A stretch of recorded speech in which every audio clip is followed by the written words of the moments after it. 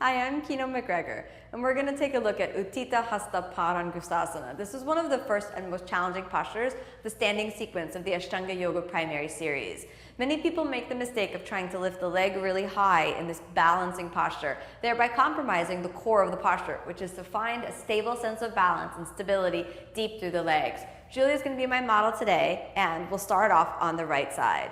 Now, in order to really lift your leg, we need to understand that the weight transfers out of both legs and into one. So you'll have to feel your center of gravity kind of moving over to the right, just like you would do as though you're walking down the street. So transfer the weight over to the left. Inhale, holding onto your foot.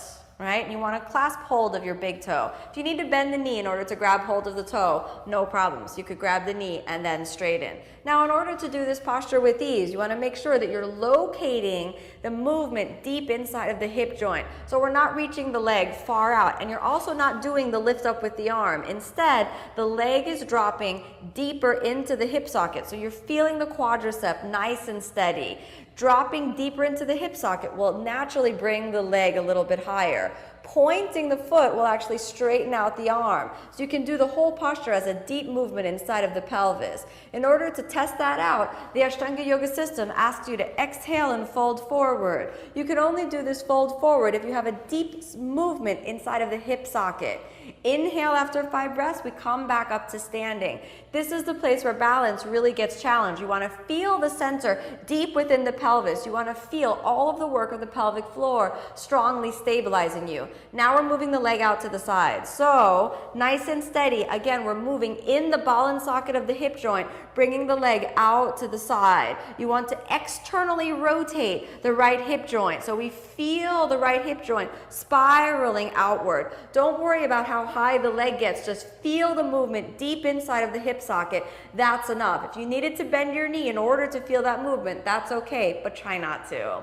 Feel your standing leg nice and straight. Don't compromise the levelness of the pelvis in order to worry about getting the leg. Also, try not to do the rotation with the arms. Just use the arms as sort of placekeepers. Feel the leg doing the work deep inside of the socket.